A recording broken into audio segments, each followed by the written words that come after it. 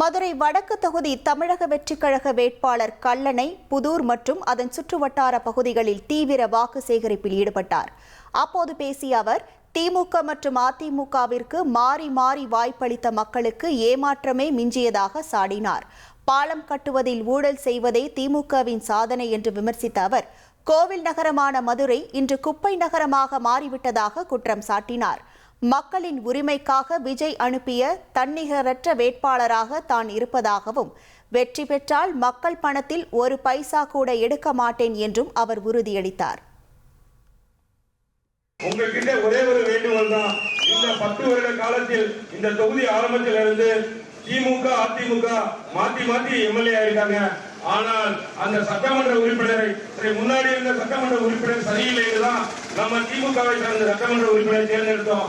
ஆனால் அந்த சட்டமன்ற உறுப்பினரை கடந்த 5 வருடத்திற்கு நீங்க எத்தனை முறை பார்த்திருப்பீங்கன்னா நிச்சயமா உங்களுக்கு தெரியாது. அவர் முகத்தை நீங்க மறந்திருக்கிற கூட வாய்ப்புகள் இருக்கு.